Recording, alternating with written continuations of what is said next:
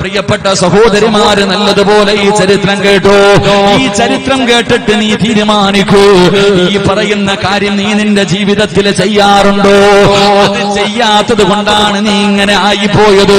അല്ലാഹുവേ, നിനക്ക് നന്നാകാൻ കഴിയാത്തത്, നിനക്ക് നന്മ ചെയ്യാൻ കഴിയാത്തത്, നിന്റെ ഹൃദയത്തിന്റെ അകത്ത് മാറ്റം വരാത്തത്, നിന്റെ ഹൃദയം കരിങ്കല്ല് പോലെ കട്ടിയാകാനുള്ള കാരണം ഇതാ.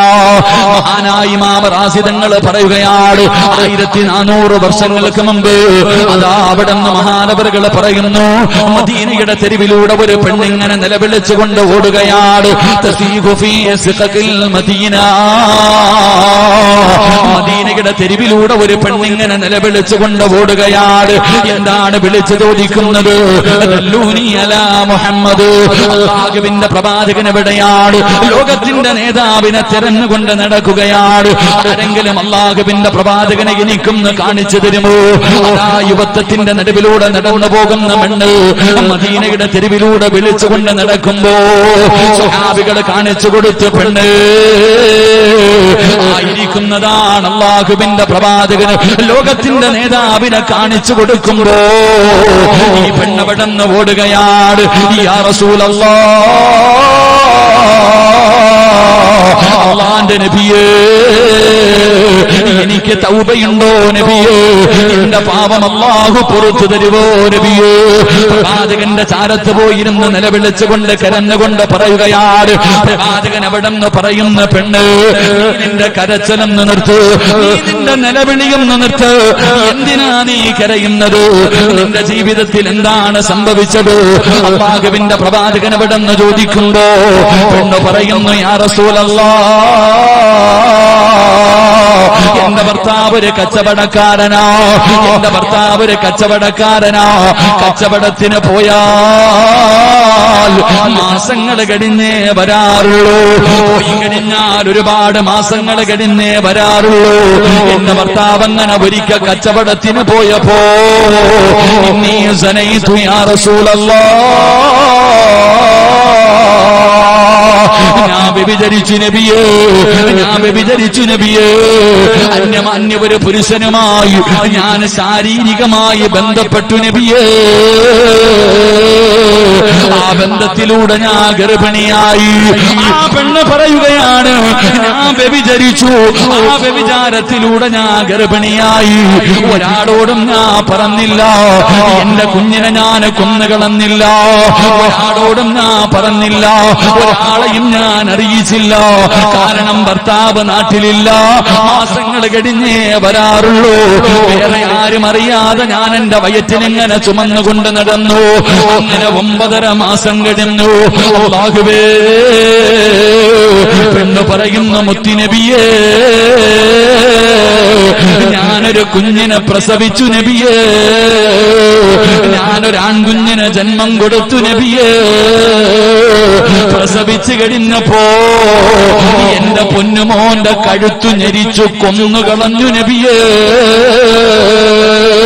അല്ലാഹുവിന്റെ റസൂലിനോട് പറയുകയാണ്, 9.5 മാസക്കാലം ഗർഭം ചുമന്ന മരണവേദനയുടെ വേദനയിൽ നിന്ന് പ്രസവിച്ച തന്റെ പ്രിയപ്പെട്ട പൊന്നുമോനെ ഞാൻ അവിടെ നിന്ന് കൊന്നുകളഞ്ഞു നബിയേ. എന്നിട്ട് മയ്യത്ത് എന്ത് ചെയ്തെന്നറിയുമോ? എന്നിട്ട് മയ്യത്ത് എന്താണ് ചെയ്തത്? അവിടെ നിന്ന് കുടിച്ചിട്ടില്ല. ഈ പെണ്ണ് പറയുന്നു, നബിയേ, എന്റെ കുഞ്ഞിനെ ഞാൻ എന്ത് ചെയ്തെന്നറിയുമോ? ഈ പെണ്ണിനൊരു ജോലി ഉണ്ടായിരുന്നു, ഒരു കച്ചവടം നടത്തുന്ന പെണ്ണായിരുന്നു, സുറുക്കയുടെ കച്ചവടം നടത്തുന്ന പെണ്ണാ. അല്ലാഹുവേ, ഒരു സൈഡ് ബിസിനസ് ആണല്ലോ. അവിടെ നിന്ന് സുറുക്കയുടെ കച്ചവടം നടത്തുന്ന പെണ്ണായിരുന്നു. എന്ത് ചെയ്തെന്നറിയുമോ? ഏറ്റവും കൂടുതൽ പവർ കൂടിയ സുറുക്കയുടെ ഭരണിക്കകത്തേക്ക് തന്റെ കുഞ്ഞിന്റെ മയ്യത്തിട്ടടച്ചു വെക്കുകയോ. മാങ്ങയെ മാങ്ങയൊക്കെ ഉപ്പിലിടുമല്ലോ, നെല്ലിക്ക ഉപ്പിലിടുമല്ലോ, ഭരണിക്കകത്തിട്ട് വെക്കുന്നത് പോലെ തന്റെ പൊന്നാര മകന്റെ ജനാസയെടുത്തിട്ട് ഭരണിക്കകത്ത് വെച്ചടച്ചു വെക്കുകയാണ്.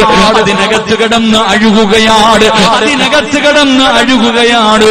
കുഞ്ഞിന്റെ ഇറച്ചി മുഴുവനും അതിനകത്ത് അഴുകിയങ്ങ് ചേരാൻ തുടങ്ങി, എല്ലുകൾ പൊടിയാൻ തുടങ്ങി, എല്ലാം അതിനകത്തേക്ക് ദ്രവിച്ചങ്ങ് തീർന്ന് കഴിഞ്ഞപ്പോ ഒരുപാട് മാസങ്ങൾ അതിനകത്ത് അടച്ചു വെച്ചു.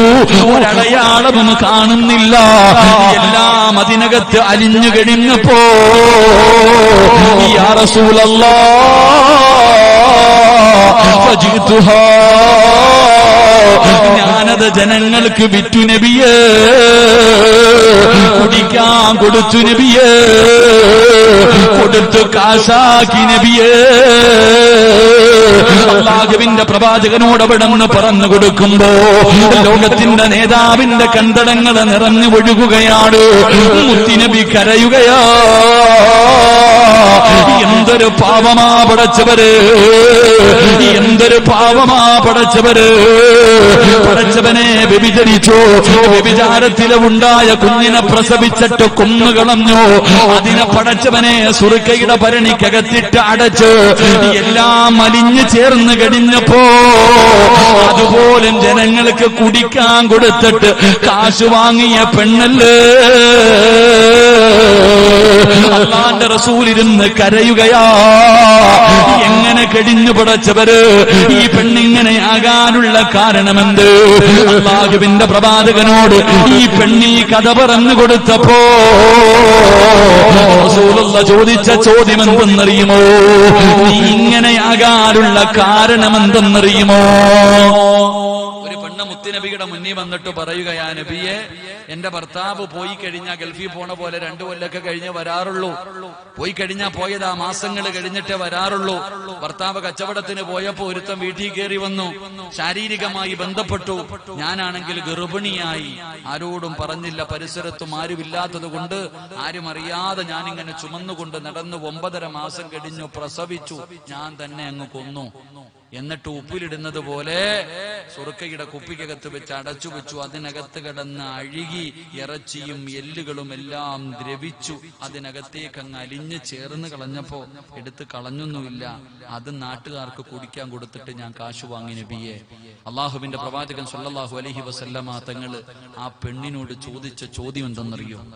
എന്റെ പ്രിയപ്പെട്ടവരെ, നമ്മുടെ ഹൃദയങ്ങൾ ഇങ്ങനെയാകാനുള്ള കാരണം റസൂലുള്ളാഹി സ്വല്ലല്ലാഹു അലൈഹി വസല്ലമ തങ്ങൾ ആ പെണ്ണിനോട് പറഞ്ഞു, ഫഇന്നി അറാ അന്നക തറക്തി സ്വലാത്തൽ അസ്രി, നീ അസർ നമസ്കരിക്കാറില്ലേ എന്നാ ചോദിച്ചത്.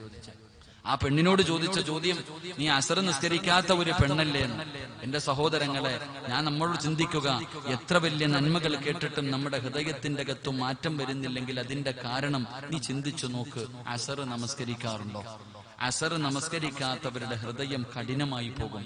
നിന്റെ മക്കള് സ്കൂള് വിട്ട് വീട്ടിൽ വരുമ്പോ കുളിപ്പിച്ചു ഭക്ഷണവും കൊടുത്തിട്ട് നീ മദ്രസയിൽ വിടും, നല്ല കാര്യം. ട്യൂഷന് വിടും, നല്ല കാര്യം. പക്ഷെ അസർ നമസ്കരിപ്പിക്കാറുണ്ടോ?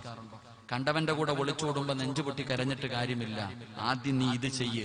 നീ ചോദിക്കുമല്ലോ, 18 കൊല്ലം പോറ്റി വളർത്തി എന്റെ മകള് എങ്ങനെ കഴിഞ്ഞു ഉസ്താദെ ഞങ്ങളെ കളഞ്ഞിട്ട് പോകാൻ? ഞങ്ങൾ വിളിച്ചു കൂവിയിട്ട് പോലും അവള് പരിഗണിച്ചില്ലല്ലോ. എങ്ങനെ പരിഗണിക്കാനാ? എങ്ങനെ പരിഗണിക്കാനാ? എന്റെ പ്രിയപ്പെട്ടവരെ, മുത്തുനബി സല്ലല്ലാഹു അലൈഹി വസല്ലമ തങ്ങൾ ആ പെണ്ണിനോട് ചോദിച്ചത്, നീ അസർ നമസ്കരിക്കാറില്ലേ എന്നാ. അള്ളാഹു നമുക്ക് ഈമാൻ നൽകി അനുഗ്രഹിക്കുമാറാകട്ടെ. അതുകൊണ്ട് എന്റെ പ്രിയപ്പെട്ട മാതാപിതാക്കളോട് ഞാൻ പറയുകയാ, മക്കളെ വളർത്തേണ്ടത് എങ്ങനെയാണെന്ന് സിനിമ കണ്ടിട്ടോ സീരിയൽ കണ്ടിട്ടോ നോവല് വായിച്ചിട്ടോ അല്ല പഠിക്കേണ്ടത്. എങ്ങനെയാ വളർത്തേണ്ടത് എന്ന് നിന്റെ നേതാവ് കാണിച്ചു തന്നിട്ടുണ്ട്. ഒരു പെൺകുട്ടിയെ വളർത്തേണ്ടത് എങ്ങനെയാ? ഉമ്മയില്ലാത്ത ഒരു മകളെ മഹാനായ നബിയുനാ റസൂലുള്ളാഹി സ്വല്ലല്ലാഹു അലൈഹി വസല്ലമ തങ്ങൾ വളർത്തി കാണിച്ചു തന്നു. ഒരു പെൺകുട്ടി എങ്ങനെ വളർത്തണമെന്ന് ഫാത്തിമ ബീവിയുടെ ചരിത്രം വായിച്ചാൽ മതി. പെൺമക്കളുള്ള എല്ലാ മാതാപിതാക്കളും അള്ളാഹുവിന്റെ പ്രവാചകൻ സല്ലല്ലാഹു അലൈഹി വസല്ലമ തങ്ങൾ തന്റെ പൊന്നുമോളെ വളർത്തിയത് എങ്ങനെയാണെന്ന് ഫാത്തിമ ബീവിയുടെ ചരിത്രം എടുത്തു വായിച്ച മനസ്സിലാക്കും. ആ ചരിത്രം നീയൊന്ന് എടുത്തു വായിച്ചിട്ട് അതുപോലെ വളർത്തു നിന്റെ പെൺമകളെ. ആ മുത്തുനബി എങ്ങനെയാണോ ഫാത്തിമ ബീവിയെ വളർത്തിയത്, അതേ രീതിയിൽ നീ നിന്റെ മക്കളെ വളർത്തും. അങ്ങനെ വളർത്തിയാലാ നിനക്ക് അല്ലാഹു സ്വർഗം തരാന്ന് പറഞ്ഞേ. അങ്ങനെ വളർത്തിയാലാ നാളെ മുത്തുനബിയുടെ കൂടെ നിനക്ക് സ്വർഗത്തിൽ പോകാൻ പറ്റുക. അല്ലാതെ നിനക്ക് തോന്നുന്നത് പോലെയല്ല.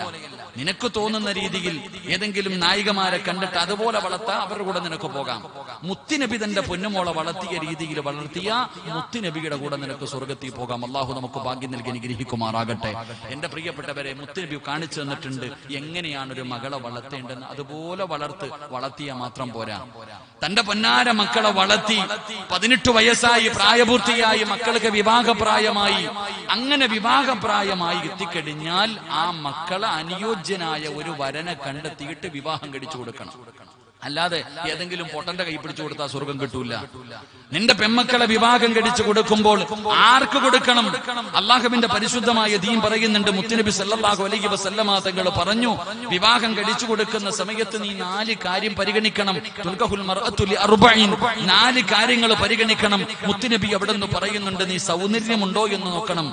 നിന്റെ മകളെ വിവാഹം കഴിക്കുന്ന പയ്യന് സൗന്ദര്യമുണ്ടോ, അവന് സമ്പത്തുണ്ടോ, കുടുംബമഹിമയുണ്ടോ, ദീനുണ്ടോ, 4 നീ പരിഗണിക്കണം. അല്ലാതെ ആർക്കെങ്കിലും പിടിച്ചു കൊടുക്കലല്ല.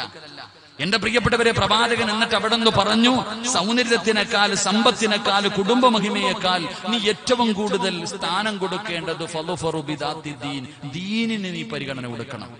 എന്റെ പ്രിയമുള്ള സഹോദരങ്ങളെ, ഇന്ന് വാപ്പമാര് തന്റെ പൊന്നാര മക്കളുടെ വിവാഹപ്രായം എത്തിയപ്പോൾ ആലോചന നടത്തും. ദീനൊന്നും ആരും നോക്കാറില്ല. പണം ഉണ്ടോ എന്നാ നോക്കുന്നത്. കെട്ടുന്നവന് പണം ഉണ്ടെങ്കിൽ ഒന്ന് കെട്ടിയതാണെങ്കിൽ കുഴപ്പമില്ല, ഓന്റെ കെട്ടി കൊടുക്കും. അവൻ എന്തൊക്കെ പോരായ്മയുണ്ടോ? അവൻ നിസ്കരിക്കുവോ, പള്ളിയിൽ പോകുവോ, അള്ളാഹുവെ പടച്ചവനെ ഭയന്ന് ജീവിക്കുന്നവൻ നോക്കാറില്ല.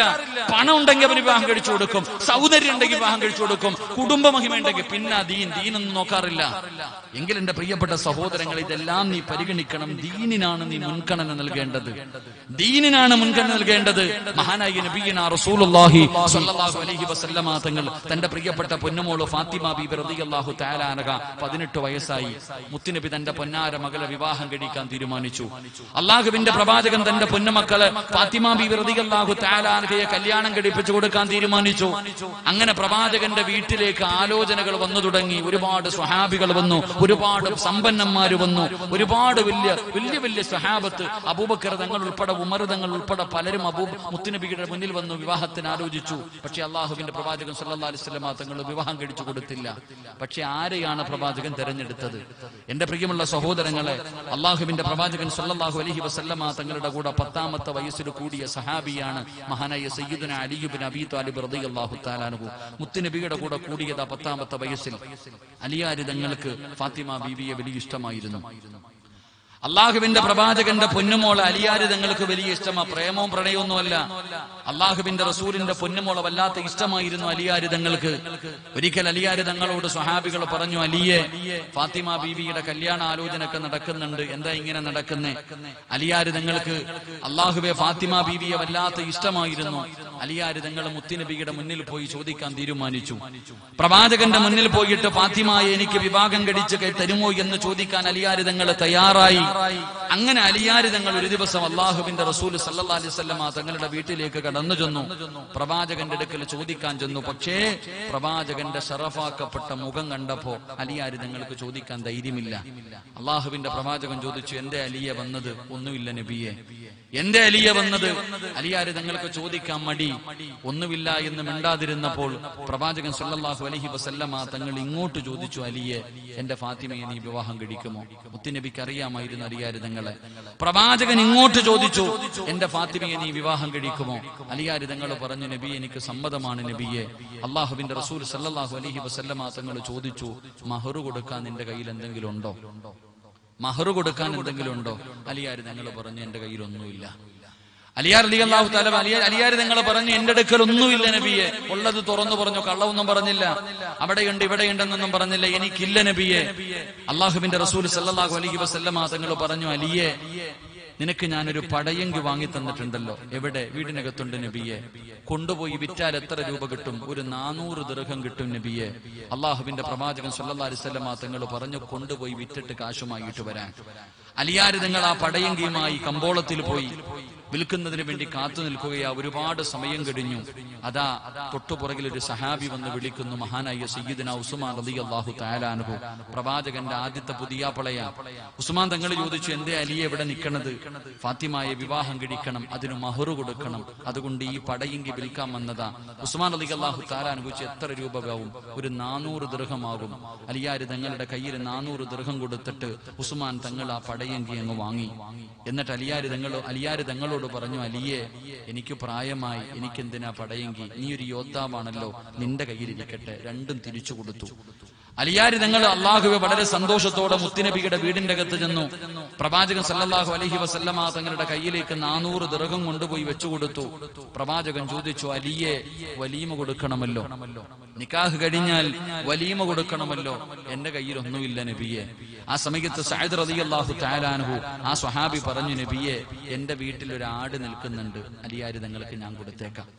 2 സ്വഹാബികൾ പറഞ്ഞു, ഞങ്ങളുടെ വീട്ടിൽ കുറച്ച് ഗോതമ്പ് മാവിരിപ്പുണ്ട് നബിയെ, അത് ഞങ്ങൾ അലിച്ചു കൊടുക്കാം. എന്റെ പ്രിയപ്പെട്ടവരെ, ആടും കിട്ടി, ഗോതമ്പ് മാവും കിട്ടി. ആരുടെ വിവാഹമാണ് എന്ന് നിങ്ങൾ ചിന്തിക്കുക. വിവാഹം നടത്തേണ്ടത് എങ്ങനെയാണെന്ന് ഇതിന്ന് പഠിച്ചോണം. അള്ളാഹുവിന്റെ പ്രവാചകന്റെ പൊന്നാര മകളുടെ വിവാഹത്തിന് സഅദ് തങ്ങൾ അള്ളാഹുവെ അവിടെ നിന്ന് ഒരു ആടിനെ കൊടുത്തു. മറ്റു 2 സ്വഹാബത്ത് കുറച്ച് ഗോതമ്പ് മാവ് കൊടുത്തു. എന്റെ പ്രിയപ്പെട്ടവരെ, അലിയാര് തങ്ങൾക്ക് സ്വന്തമായിട്ട് കയറി കിടക്കാൻ ഒരു വീടില്ല. അള്ളാഹുവിന്റെ പ്രവാചകനും സ്വഹാബികളും കൂടെ ഈന്തപ്പന ഓലകൾ കൊണ്ട് ചെറിയ ഒരു റൂം കെട്ടി പെൺമക്കളെ കല്യാണം കഴിപ്പിച്ച് വിടുന്നതിന് മുമ്പ് ഈ ചരിത്രം എല്ലാ മാതാപിതാക്കളും പെൺമക്കൾക്ക് പറഞ്ഞു കൊടുക്കാനുള്ളതാണ്. ഫാത്തിമ ബീബി റളിയല്ലാഹു തആല അൻഹയെ കല്യാണം കഴിച്ച് വിടുന്നതിന് മുമ്പ് അള്ളാഹുവിന്റെ പ്രവാചകൻ അലിയാര് തങ്ങൾക്ക് ഒരു ഓല ഷെഡ് കെട്ടിക്കൊടുത്തു. എന്റെ പ്രിയമുള്ള സഹോദരങ്ങളെ, അങ്ങനെ വിവാഹം കഴിഞ്ഞു. അള്ളാഹുവിന്റെ പ്രവാചകന്റെ പൊന്നാര മകളുടെ വിവാഹമുണ്ടല്ലോ. അള്ളാഹുവേ, ലോകത്തിന്റെ നേതാവിന്റെ പൊന്നാര മകളുടെ വിവാഹം എങ്ങനെയായിരുന്നു? പക്ഷേ ഇന്ന് നടക്കുന്ന വിവാഹങ്ങളെ കുറിച്ച് ചിന്തിക്കൂ. നിങ്ങൾ ഇതുപോലെ ചെയ്യണമെന്ന് ഞാൻ പറയുന്നില്ല. ആവശ്യത്തിന് ഭക്ഷണം കൊടുത്തോ, ആവശ്യത്തിന് സ്വർണം കൊടുത്തോ, ആറ് വേണോ, എന്ത് വേണമെങ്കിലും കൊടുത്തോ. പക്ഷേ അനാമത്തായിട്ടുള്ള ചെലവുകളെങ്കിലും നിങ്ങൾ ഒഴിവാക്കണേ. എന്റെ പ്രിയമുള്ളവരെ, അള്ളാഹുവിന്റെ പ്രവാചകൻ തന്റെ പൊന്നാര മകളുടെ കല്യാണം കഴിഞ്ഞു. എന്റെ പ്രിയമുള്ള ചെറുപ്പക്കാരാ, എന്തിനാടാ ദീനുള്ള പെണ്ണിനെ വിവാഹം കഴിക്കാൻ പറയുന്നത്? ദീനുള്ള പെണ്ണിനെ വിവാഹം കഴിക്കാൻ പറയുന്നത് വെറുതെയല്ലടാ. ദീനുള്ള പെണ്ണുമായിട്ടുള്ള വിവാഹ ജീവിതം വളരെ മനോഹരമാ. അതുപോലെ സന്തോഷമുള്ള ഒന്നും ഈ ദുനിയാവിലില്ല. കുടുംബജീവിതം പോലെ സമാധാനവും സന്തോഷവും ആനന്ദവും സുഖവുമുള്ള ഒന്നും ഈ ദുനിയാവിലില്ല ചെറുപ്പക്കാരാ. കാരണം അത്രയ്ക്ക് ആനന്ദമാണ്. എന്തൊരു സന്തോഷമെന്നറിയുമോ? അല്ലാഹുവേ, ഒരു സാലിഹത്തായ പെണ്ണിനെ ഭാര്യയായി കിട്ടണമെങ്കിൽ പുണ്യം ചെയ്യണമടാ ചെറുപ്പക്കാരാ. അതിനൊരു ഭാഗ്യം വേണമടാ. അല്ലാഹുവിന്റെ പ്രവാചകൻ വളർത്തിയ പൊന്നാര മകള് ഫാത്തിമ ബീവി റളിയല്ലാഹു തആല അൻഹ.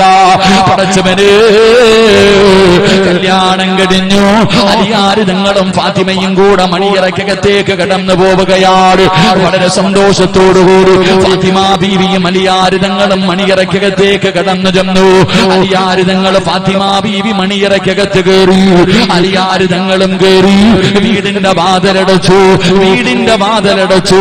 അലിയാര് തങ്ങൾ മണിയറക്കകത്ത് കത്തിച്ച് വെച്ചിരുന്ന വിളക്കിന്റെ തിരിയങ്ങ് താഴ്ത്തുകയാണ്. പടച്ചവനെ, മണിയറക്കകത്ത് കത്തിച്ച് വെച്ചിരുന്ന വിളക്കിന്റെ തിരിയങ്ങണയ്ക്കുമ്പോ അലിയാര് തങ്ങളൊരു തേങ്ങല് കേൾക്കുകയാണ്. മണിയറക്കകത്ത് വല്ലാത്തവര് കരച്ചില് കേൾക്കുകയാണ്. അല്ലാഹുവേ, ആരാ തമ്പുരാന്? അലിയാര് തങ്ങൾ ചെന്ന് നോക്കുമ്പോ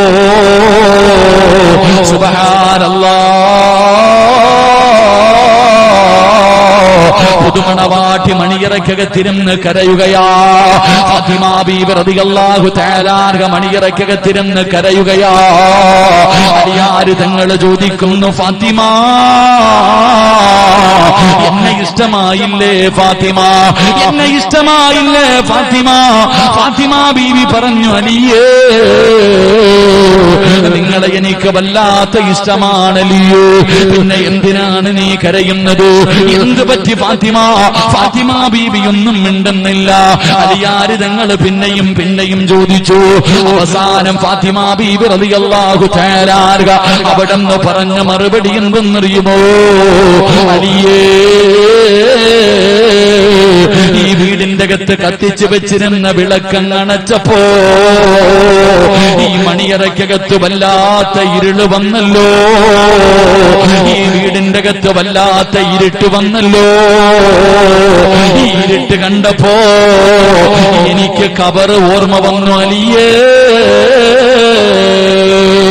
പടച്ചവനെ എന്നെ പള്ളിപ്പറമ്പിൽ കൊണ്ടുപോയി 6 അടി മണ്ണിന്റെ അകത്ത് ഇറക്കി വെച്ച് പലകയെടുത്ത് നിരത്തിയിട്ട് എല്ലാവരും മണ്ണിട്ട് മൂടിയിട്ട് പോകുമ്പോ അതിനകത്ത് വല്ലാത്ത ഇരുളല്ലേ അലിയേ, അതിനകത്ത് വെളിച്ചമില്ലല്ലോ അലിയേ. എനിക്ക് ഖബർ ഓർമ്മ വന്നു അലിയേ. ഫാത്തിമ ബീബി റളിയല്ലാഹു തആല അൻഹാ മണിയറയ്ക്കകത്തിരുന്നിട്ട് തന്റെ ഭർത്താവിനോട് പറയുമ്പോ അലിയാര് തങ്ങൾ പറയുന്നു, ഫാത്തിമ,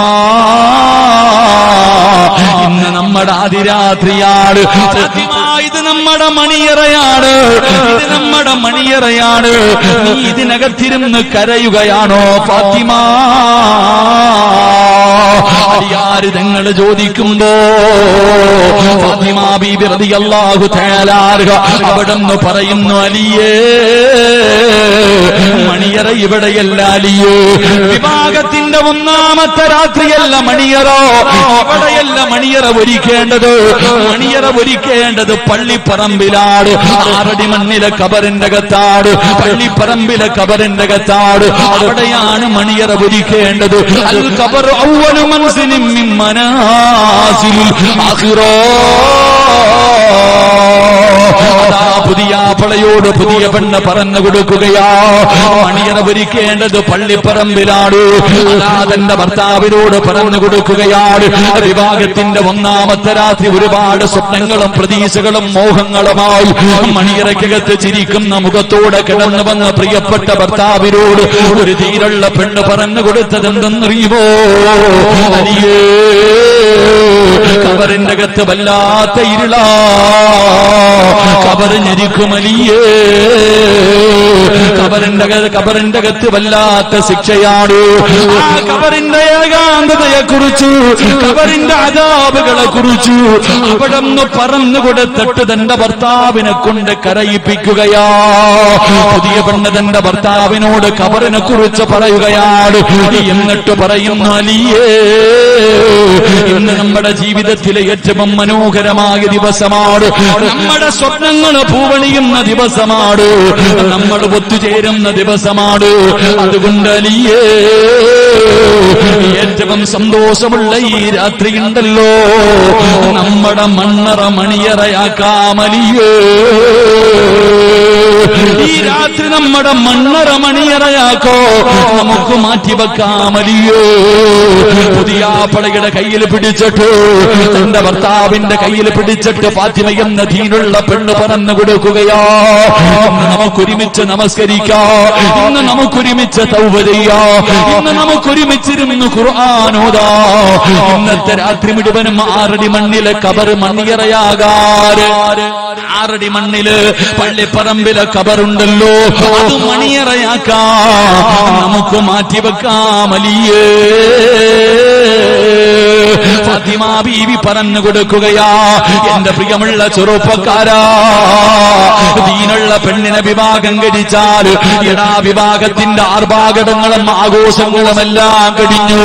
അവസാനം മണിയറയ്ക്കകത്ത് കടന്നു ചെല്ലുമ്പോ ദീനുള്ള പെണ്ണാണെങ്കിൽ ഭർത്താവിന്റെ കയ്യിൽ പിടിച്ചിട്ട് പറയുന്നു,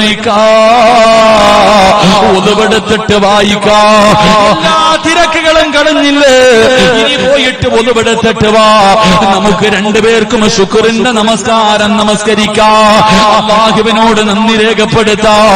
ഭാര്യ ഭർത്താവിനോട് പറയുകയാണ്, ആദിരാത്രിയിലെ മണിയറയ്ക്കകത്ത് കടന്നു വരുന്ന ഭർത്താവിനോട് അല്ലാഹുവിനെ പേടിച്ച് ജീവിക്കുന്ന ഒരു പെണ്ണ് പറഞ്ഞു കൊടുക്കുകയാ, ദീനുള്ള കുടുംബത്തിൽ പറഞ്ഞ പെണ്ണ് പറഞ്ഞു കൊടുക്കുകയാ, ഒതുവെടുത്തിട്ട് വാ, നിങ്ങൾ ഇമാമത്ത് നിൽക്കൂ, ഞാൻ പുറകിൽ നിന്ന് നമസ്കരിക്കും. നമസ്കരിക്കോ. അങ്ങനെ അതിരാത്രിയിലെ മണിയറയ്ക്കകത്ത് ഭർത്താവിനെ ഇമാമത്ത് നിർത്തിയിട്ട് ഭാര്യ പുറകിൽ നിന്ന് നമസ്കരിക്കുകയോ. അവിടെ നിന്ന് നമസ്കാരം കഴിയുമ്പോ ഭാര്യ പറയുന്നു, ഇന്നലെ വരെ ഒരുപാട് പാപം ചെയ്തവരാണ്, ജീവിതത്തിൽ ഒരുപാട് തെറ്റുകൾ നമ്മൾ ചെയ്തവരാണ്, ഇന്ന് മുതലൊരു പുതിയ ജീവിതം തുടങ്ങുകയാണല്ലോ. അതുകൊണ്ട് മണിയറയ്ക്കകത്തിരുന്നിട്ട് ദുആ ചെയ്യുക. ഭർത്താവിനോട് പറയുകയാ, ജീവിതത്തിൽ ചെയ്തു കൂട്ടിയ പാപങ്ങൾ മുഴുവനും പടച്ചുറപ്പിന്റെ ദർബാറിലേക്ക് ഇരു കരങ്ങൾ ഉയർത്തിയിട്ട് ഈ ആദിരാത്രി മണിയറയ്ക്കകത്തിരുന്ന് തൗബ ചെയ്യൂ. തന്റെ ഭർത്താവിനെ കൊണ്ട് തൗബ ചെയ്യിപ്പിക്കുകയാണ്. ദുആ ചെയ്ത് കഴിയുമ്പോ ഭാര്യ പറയുന്നു, ഇന്ന് മുതൽ ഞാൻ നിങ്ങളുടെ ഭാര്യയാണ്, എന്റെ തലയിൽ കൈവച്ചിട്ട് ദുആ ചെയ്യൂ. നബി ഒരു ദുആ പറഞ്ഞു തന്നിട്ടുണ്ടല്ലോ, ഭർത്താവ് ഭാര്യയുടെ തലയിൽ കൈവച്ചിട്ട് ഈ ദുആ ചെയ്യണമല്ലോ. ദീനുള്ള പെണ്ണ് ഭർത്താവിന് പറഞ്ഞു കൊടുക്കും, എന്റെ തലയിൽ കൈവച്ചിട്ട് ദുആ ചെയ്യൂ. അല്ലാഹുവേ, ദുആ എല്ലാം കഴിഞ്ഞു, നിയ്യത്തുകൾ നന്നാക്കി, രണ്ടുപേരും കൂടെ മണിയറയ്ക്കകത്ത് വിവാഹ ജീവിതം തുടങ്ങി. രണ്ടുപേരും കിടന്നുറങ്ങി. രാവിലെ 4 മണിയാകുമ്പോ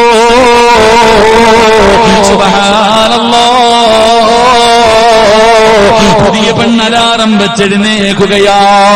അതാ മണിയറയ്ക്കകത്ത് കിടക്കുന്ന ഭർത്താവിന് വിളിക്കുന്നു, എഴുന്നേക്കിക്കോ, തഹജ്ജുദ് നിസ്കരിക്കാ സമയമായിക്കോ, സുബഹിക്ക് ബാങ്ക് വിളിക്കാ സമയമായിക്കോ. എന്റെ പ്രിയപ്പെട്ട ഭർത്താവിനെ വിളിച്ചുണർത്തുകയാണ്. ഭാര്യ പറയുന്നു, ഇന്നലെ വരെ നിങ്ങൾ എങ്ങനെ ജീവിച്ചെന്ന് എനിക്കറിയില്ല, നിങ്ങൾ ഇന്നലെ വരെ എങ്ങനെ ജീവിച്ചതെന്ന് എനിക്കറിയില്ല, പക്ഷേ ഇന്നു മുതല് ഞാൻ നിങ്ങളുടെ ഭാര്യയാണ്. എന്റെ ഭർത്താവ് 5 നേരം നിസ്കരിക്കുന്ന മനുഷ്യനാകണം. മണിയറയ്ക്കകത്ത് കിടന്നുറങ്ങുന്ന പ്രിയപ്പെട്ട ഭർത്താവിനെ വിളിച്ചുണർത്തിയിട്ട് അവിടെ നിന്ന് കുളിപ്പിച്ച് ഒലുവെടുപ്പിച്ചിട്ട് രണ്ടുപേരും കൂടെ മണിയറയ്ക്കകത്തിരുന്ന് തഹജ്ജുദ് നിസ്കരിക്കുകയാ. അല്ലാഹുവേ, സുബഹിക്ക് പള്ളിയുടെ മിനാരത്തിൽ നിന്ന് ബാങ്ക് വിളിക്കുമ്പോ ഭാര്യ പറയുന്നു, ഭാര്യയും ഭർത്താവിനും ജമാഅത്തായി നിസ്കരിക്കാമല്ലോ, നിങ്ങൾ ഇമാമത്ത് നിൽക്ക്, നിങ്ങൾ ഇമാമത്ത് നിൽക്ക്, ഞാൻ പുറകിൽ നിന്ന് നമസ്കരിക്കാ. അങ്ങനെ ഭാര്യ ഭർത്താവിനെ ഇമാമത്ത് നിർത്തിയിട്ട് നിസ്കരിപ്പിക്കുകയാ. എടാ ചെറുപ്പക്കാരാ, ഇങ്ങനെ ഒരു പെണ്ണിനെ കിട്ടണമെങ്കിൽ പുണ്യം ചെയ്യണമടാ പൊന്നുമോര്. അതുകൊണ്ടാ പറഞ്ഞത്, ദീനുള്ളതിനെ വിവാഹം കഴിക്കൂ, അല്ലാഹുവിനെ പേടിയുള്ളതിനെ വിവാഹം കഴിക്കൂ. അല്ലാ ഇങ്ങനെയാണ് മകളെ വളർത്തേണ്ടത്, ഇങ്ങനെയാണ് മുത്തുനബി വളർത്തിയത്. അതുകൊണ്ടാണ് ഫാത്തിമ ബീബി ഇങ്ങനെ ചെയ്തു കൊടുത്തത്. അല്ലാഹുവേ, ഫാത്തിമ ബീവിയും മരിയാരിതങ്ങളും മണിയറയ്ക്കകത്ത് കിടക്കുകയാണ്.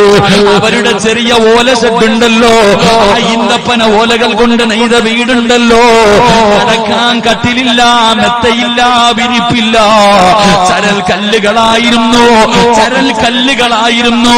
അവര് കിടന്നത് എന്തിന്റെ മുകളിലാണെന്നറിയോ? അല്ലാഹുവിന്റെ പ്രവാചകന്റെ പൊന്നുമോള് അലിയാരിതങ്ങളും എന്തിന്റെ മുകളിലാണ് കിടന്നുറങ്ങിയതെന്നറിയോ? അലിയാരിതങ്ങൾക്ക് ആകെയുണ്ടായിരുന്നത് ഒരാടിന്റെ തോലാണ്, ഒരാടിന്റെ തോലാണ്. ഈ ആടിന്റെ തോല് വിരിച്ചിട്ട് ഫാത്തിമ എന്ന തന്റെ പ്രിയപ്പെട്ട ഭാര്യയും അലിയാരിതങ്ങളും കെട്ടിപ്പിടിച്ച് കിടന്നുറങ്ങിയത് ആടിന്റെ തോലിന്റെ മുകളിലോ. വലിപ്പം ചിന്തിക്കുവാപ്പാ, വലിപ്പം ചിന്തിക്കു പെങ്ങള്. ഈ ആടിന്റെ തോലിന്റെ മുകളിലാണ് രണ്ടുപേരും കിടന്നത്. രാവിലെയായാൽ ആടിന്റെ തോലെടുത്ത് അലിയാരിതങ്ങൾ എടുത്തു കൊണ്ടുപോവുകയാണ്. എന്തിനെന്നറിയുമോ? അലിയാരിതങ്ങൾക്കൊരു കുതിരയുണ്ടായിരുന്നു. അലിയാരിതങ്ങളും ഫാത്തിമ ബീവി റളിയല്ലാഹു തആല അൻഹ രണ്ടുപേരും മണിയറയിൽ കിടക്കുമ്പോ വിരിച്ചിരുന്നത് ഒരു ആടിന്റെ തോല. ഈ ആടിന്റെ തുകളിന്റെ മുകളിലായി ഈ ഭാര്യയും ഭർത്താവും കിടന്നുറങ്ങുന്നത്. രാവിലെയായ ഇതെടുത്തോണ്ട് പോയി കുതിരയുടെ മുന്നിൽ വെക്കും, അതിനകത്താ തീറ്റിയിട്ട് കൊടുക്കണേ.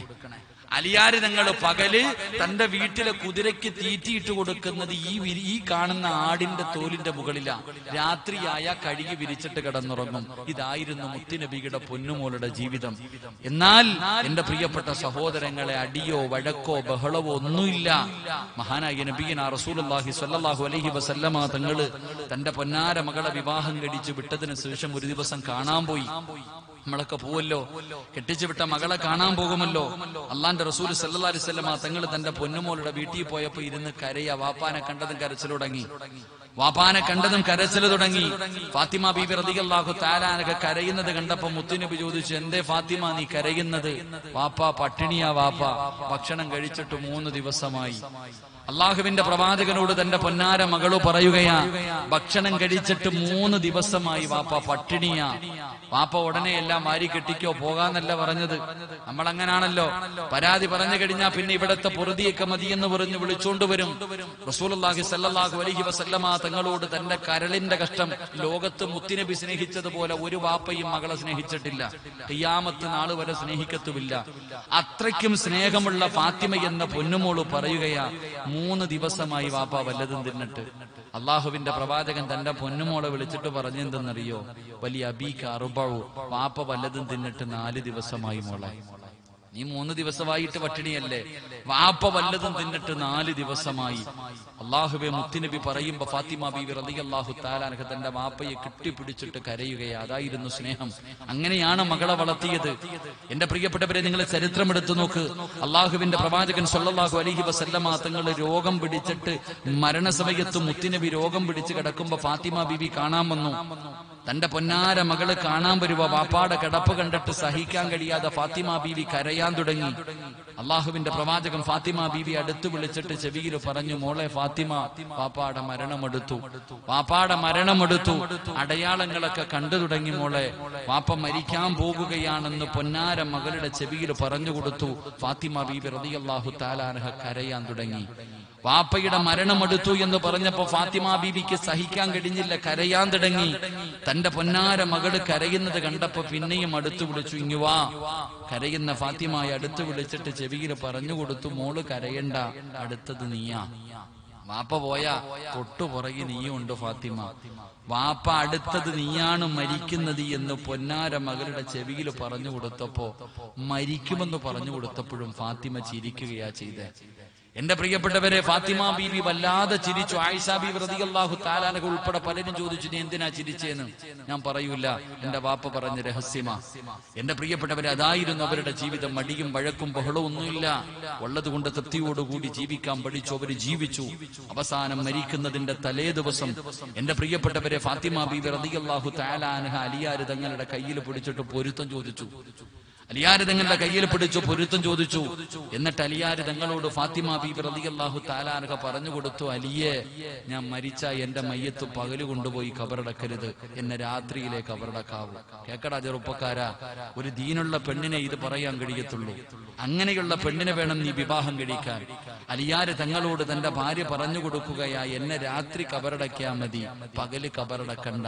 അതെന്തേ ഫാത്തിമ നീ അങ്ങനെ പറഞ്ഞു? അലിയേ, എന്റെ ശരീരം നിങ്ങളല്ലാതെ ഇന്ന് വരെ ആരും കണ്ടിട്ടില്ല. എന്റെ ശരീരം നിങ്ങളല്ലാതെ ഇന്ന് വരെ ഒരൊറ്റ അന്യപുരുഷനും കണ്ടിട്ടില്ല. എന്നെ പകലാണ് കബറടക്കുന്നതെങ്കിൽ എന്റെ മയ്യത്ത് പൊതിയുന്നതും എന്റെ മയ്യത്ത് ചുമക്കുന്നതും എന്റെ മയ്യത്ത് കബറിൽ ഇറക്കി വെക്കുന്നതും അന്യപുരുഷന്മാരാ. 3 കഷ്ടം വെള്ള തുണിയിൽ പൊതിഞ്ഞ് എന്റെ ജനാസ ചുമന്നുകൊണ്ട് പോകുമ്പോ, എന്റെ ജനാസ കബറിൽ ഇറക്കി വെക്കുമ്പോ അന്യപുരുഷന്മാരെന്റെ ശരീരത്തിന്റെ വടിവ് കാണുമല്ലോ, അതുപോലും എനിക്കിഷ്ടമല്ല അലിയെ. അതാടാ ദീനുള്ള പെണ്ണ്. അതാ ചെറുപ്പക്കാരാ ദീനുള്ള പെണ്ണ്. അള്ളാഹുവിന്റെ പ്രവാചകൻ തന്റെ പൊന്നുമകളെ വളർത്തിയത് അങ്ങനെ. മയ്യത്ത് പൊതിഞ്ഞു കൊണ്ടുപോകുന്ന സമയത്ത് പോലും ഒരാൾ എന്റെ ശരീരത്തിന്റെ വടിവ് കാണാൻ ഞാൻ ഇഷ്ടപ്പെടുന്നില്ല. ഫാത്തിമ ബീബി റളിയല്ലാഹു തആല അൻഹ അവിടെ നിന്ന് യാത്ര പറഞ്ഞു. രണ്ടുപേരും അങ്ങനെ ഫാത്തിമ ബീബി മരണപ്പെട്ടു. മയ്യത്ത് കൊണ്ടുപോയി നിസ്കരിച്ചു, ജന്നത്തുൽ ബഖീയിൽ കൊണ്ട് കബറടക്കി. അല്ലാഹുവേ, അലിയാർ തങ്ങൾ എല്ലാവരും പിരിഞ്ഞുപോയി തന്റെ വീട്ടിലേക്ക് കടന്നു വന്നു. അലിയാർ തങ്ങൾക്ക് കിടന്നിട്ട് ഉറക്കം വരുന്നില്ല. ഒരു ദിവസം തന്റെ ഭാര്യ ഇല്ലാതെ വന്നപ്പോ, എന്റെ പ്രിയപ്പെട്ടവരെ, ജീവിച്ചിരിക്കുമ്പോൾ നമുക്ക് നമ്മുടെ ഭാര്യയുടെ വിലയറിയില്ല, മഹത്വമറിയില്ല. പക്ഷേ എന്റെ പ്രിയപ്പെട്ടവരെ, നമ്മളെ മക്കളെയും ഏൽപ്പിച്ചിട്ട് അവള് പോകുമ്പോ നമുക്ക് തിരിയും നമ്മുടെ ഭാര്യ ആരാ? അലിയാര് തങ്ങൾ ഒന്നാമത്തെ രാത്രി വീടിന്റെ അകത്ത് വന്ന് കിടന്നിട്ട് ഉറക്കം വരുന്നില്ല. ഫാത്തിമ ബീവി ഇല്ലാത്തത് കാരണം സഹിക്കാൻ കഴിയുന്നില്ല. അവസാനം വീടിന്റെ അകത്ത് നിന്ന് ഇറങ്ങിയിട്ട് ജന്നത്തുൽ ബഖീയിലേക്ക് പോയി. ഫാത്തിമ ബീവി റളിയല്ലാഹു തആല അൻഹയുടെ ഖബറിന്റെ ചാരത്ത് പോയിട്ട് അലിയാര് തങ്ങൾ സലാം പറഞ്ഞു. ഫാത്തിമ ബീവി സലാം അടക്കിയില്ല.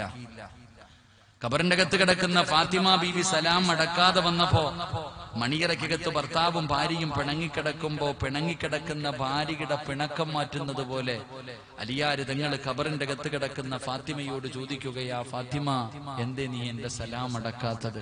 നീ പിണങ്ങിയോ ഫാത്തിമ? എന്റെ സലാം എന്തേ മടക്കാത്തത്? അലിയാര് തങ്ങൾ പിന്നെയും സലാം പറഞ്ഞു. ഫാത്തിമ ബീവി സലാം അടക്കുന്നില്ല. അലിയാര് തങ്ങൾ പറയുന്നു, പിണങ്ങല്ലേ ഫാത്തിമ, നീ എന്റെ സലാം അടക്ക്. രണ്ടാമതും സലാം അടക്കാതെ വന്നപ്പോ അലിയാര് തങ്ങൾ ഫാത്തിമ എന്ന തന്റെ പ്രിയപ്പെട്ട ഭാര്യയുടെ ഖബറിന്റെ അടുത്തിരുന്നിട്ട് ഖബറിന്റെ മുകളിൽ കൈവച്ചിട്ട് ഖബറിനോട് ചോദിക്കുകയാ, ഖബറെ, എന്റെ ഫാത്തിമയോട് പറ എന്നോട് സലാം അടക്കാൻ, എന്റെ സലാം അടക്കാം പറ ഖബറെ. അലിയാര് തങ്ങൾ ഖബറിനോട് ചോദിക്കുകയാ, എന്റെ ഫാത്തിമയുടെ വിശേഷം എന്താ?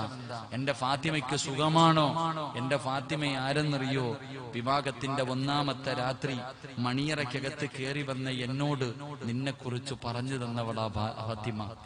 നിന്റെ ഖബറിനോട് പറഞ്ഞു കൊടുക്കുകയാ, മണിയറയ്ക്കകത്ത് കയറി വന്ന എന്നോട് ഈ ഖബറിനെ കുറിച്ച്, ഖബറിന്റെ അദാബിനെ കുറിച്ച്, ഖബറിന്റെ ഞെരുക്കത്തെ കുറിച്ച് എന്നോട് പറഞ്ഞു തന്നിട്ട് എന്നെ കൊണ്ട് നിസ്കരിപ്പിച്ചവളാ എന്റെ ഫാത്തിമ. എന്റെ ഫാത്തിമയുടെ വിശേഷം എന്ത് എന്ന് മരണപ്പെട്ടു പോയ ഫാത്തിമയുടെ ഖബറിന്റെ ചാരത്തിരുന്നിട്ട് അലിയാര് തങ്ങൾ ചോദിച്ചു എന്ന് ചരിത്രം പറയുമ്പോ, എന്റെ പ്രിയപ്പെട്ട സഹോദരങ്ങളെ, ഒരു പെൺകുട്ടിയെ വളർത്തേണ്ടത് ഇങ്ങനെയാണ്.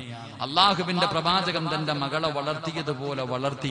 പ്രവാചകൻ എങ്ങനെയാണോ, എന്തൊക്കെ പരിഗണന നൽകിക്കൊണ്ടാണോ തന്റെ പൊന്നാര മകളെ വിവാഹം കഴിച്ചു കൊടുത്തത്, അതേ രീതിയിൽ ഏതെങ്കിലും മാതാപിതാക്കൾ രണ്ട് പെൺമക്കളെ വളർത്തി, നല്ല നിലയിൽ വളർത്തി, ഇസ്ലാം പറയുന്ന രീതിയിൽ വളർത്തി, ഇസ്ലാം പറയുന്ന രീതിയിൽ വിവാഹം കഴിച്ചു കൊടുത്താൽ ആ വാപ്പയും ഉമ്മയും നാളെ സ്വർഗത്തിൽ മുത്തുനബിയുടെ കൂടെയാണെന്ന് ആദരവായ പ്രവാചകൻ നബി മുഹമ്മദ് മുസ്തഫ സല്ലല്ലാഹു അലൈഹി വസല്ലം. അല്ലാഹു നിങ്ങൾക്ക് അർഹമായ പ്രതിഫലം നൽകി അനുഗ്രഹിക്കുമാറാകട്ടെ. രണ്ട് പെൺമക്കളെ നല്ല നിലയിൽ വിവാഹം കഴിച്ചുവിട്ട എല്ലാ മാതാപിതാക്കൾക്കും അല്ലാഹു ആ പ്രതിഫലം നൽകി അനുഗ്രഹിക്കുമാറാകട്ടെ. പെൺമക്കളുള്ള മാതാപിതാക്കൾക്ക് ഈ പറഞ്ഞ രീതിയിൽ അവരെ വളർത്തി വിവാഹം കഴിപ്പിച്ചു കൊടുക്കാൻ അല്ലാഹു നിങ്ങൾക്ക് ഭാഗ്യം നൽകി അനുഗ്രഹിക്കുമാറാകട്ടെ. പെൺമക്കളില്ലാത്ത പാവപ്പെട്ട ഞങ്ങളെ പോലുള്ളവർക്ക് അല്ലാഹു നല്ല സാലിഹത്തായ, കണ്ണിന് കുളിർമയുള്ള നല്ല പെൺമക്കൾ അല്ലാഹു നമുക്ക് എല്ലാവർക്കും നൽകി അനുഗ്രഹിക്കുമാറാകട്ടെ. അല്ലാഹു നൽകി അനുഗ്രഹിക്കുമാറാകട്ടെ. അല്ലാഹു നമുക്ക് നൽകി അനുഗ്രഹിക്കുമാറാകട്ടെ. അതുകൊണ്ട് എന്റെ പ്രിയമുള്ള സഹോദരങ്ങളെ, നാളെ മുത്തുനബിയുടെ കൂടെ കയ്യിപ്പിടിച്ച് സ്വർഗത്തിൽ പോകുന്ന ഒന്നാമത്തെ വിഭാഗം അവരാണ്. അല്ലാഹു ആ കൂട്ടത്തിൽ നമ്മളെ എല്ലാവരെയും ഉൾപ്പെടുത്തി അനുഗ്രഹിക്കുമാറാകട്ടെ. സമയം 11:50. ഞാൻ പറഞ്ഞ സമയം കഴിഞ്ഞു, നിങ്ങൾ പറഞ്ഞ സമയം അടുത്തു. അതുകൊണ്ട് ഇൻഷാ അല്ലാഹ് വളരെ സന്തോഷം. അൽഹംദുലില്ലാഹ്, ഇങ്ങനെ ഒരു സദസ്സിൽ വരാനും നിങ്ങളെ കാണാനും എന്റെ പ്രിയപ്പെട്ടവരെ പറഞ്ഞ വാക്ക് കുറച്ചെങ്കിലും പാലിക്കാൻ കഴിഞ്ഞു. അതിൽ വളരെ സന്തോഷം. അല്ലാഹു സുബ്ഹാനഹു വ തആല നമ്മുടെ ഒരുമിച്ച് കൂടൽ അല്ലാഹു സ്വീകരിക്കുമാറാകട്ടെ. അൽഹംദുലില്ലാഹ്, ഇവരൊക്കെ ഒരുപാട് നന്മ, ഒരുപാട് കാര്യങ്ങൾ. കഴിഞ്ഞ വർഷമാണെന്ന് തോന്നുന്നു ഒരു ആംബുലൻസ്. അൽഹംദുലില്ലാഹ്, ഞാൻ ആദ്യം വരുമ്പോ ഈ പള്ളിയുടെ പണിയുമായിട്ടാണ് ആദ്യം വഴുതു വെച്ചെന്ന് സങ്കല്പിക്കുന്നു, ഇല്ലേ? ഫ്രണ്ടിലെ പള്ളി. അത് കഴിഞ്ഞ് അൽഹംദുലില്ലാഹ് ഒരു ആംബുലൻസ് അത് വാങ്ങി. ചെറിയ ബുദ്ധിമുട്ടുകളൊക്കെ ഉണ്ടെങ്കിൽ അൽഹംദുലില്ലാഹ് അവരൊന്നും വേറെ ഒന്നും ആഗ്രഹിക്കുന്നില്ല.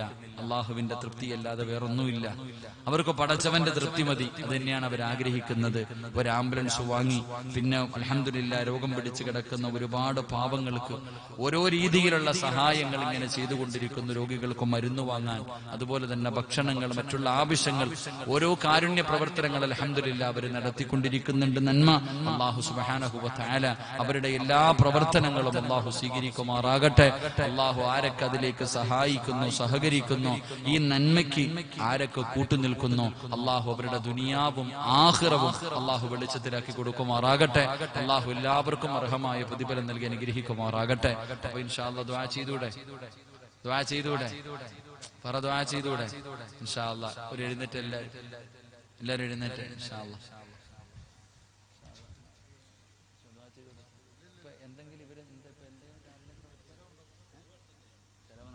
ഇൻഷാ അല്ലാഹ് എല്ലാരും വരും ദുആ ചെയ്യാം. ഇൻഷാ അല്ലാഹ് ഇങ്ങോട്ട് വാ ചങ്ങായിമാരെ, ദുആ ചെയ്യാം. വാ അല്ലേ, നിങ്ങൾ ഉസ്താദാ ദുആ ചെയ്യേണ്ടതിരുന്നു. ഇൻഷാ അല്ലാഹ് എല്ലാരും വരും. ഇൻഷാ അല്ലാഹ് അടുത്ത് നിൽക്കുപ്പാ, എത്ര നാളെ നിൽക്കാൻ പറ്റുക, ജയിലൊക്കെ ഉണ്ടാക്കിക്കൊണ്ടിരിക്കുകയല്ലേ. വാ ഇൻഷാ അല്ലാഹ് നമുക്ക് പോയി കിടക്കാനുള്ള ജയിലുകളൊക്കെ ഇങ്ങനെ ഉണ്ടായിക്കൊണ്ടിരിക്കുക. നമ്മുടെ ഇന്ത്യയുടെ പ്രധാനമന്ത്രി പറയുന്നത് അങ്ങനെ ഒന്നും ഇല്ല എന്ന്, പക്ഷെ ഉണ്ടെന്നുള്ളത് ഇന്ന് തെളിഞ്ഞിരിക്കുക. അപ്പൊ മുസ്ലിം ഉമ്മത്തൊക്കെ വല്ലാത്ത പേടിയില്ല. ഉസ്താദെ, ഇവര് നമ്മളെ ഭയപ്പെടുത്തുന്നത് എന്ത്? ഇവര് പറയണ ഈ ജയിലിന്റെ റൂമിന്റെ അകത്ത്, ചെറിയ റൂമിന്റെ അകത്ത് ഒരുപാട് പേരെ കൊണ്ടിടൂ എന്നൊക്കെ പറഞ്ഞാൽ പേടിപ്പിക്കണം. ചെറിയ റൂമിന്റെ അകത്ത് കൊണ്ടുപോയി ഒരുപാട് പേരെ കൊണ്ടിട്ട് അടച്ചിടും എന്നൊക്കെയാ ഇവര് നമ്മളോട് പറഞ്ഞ് പേടിപ്പിക്കുന്നത്.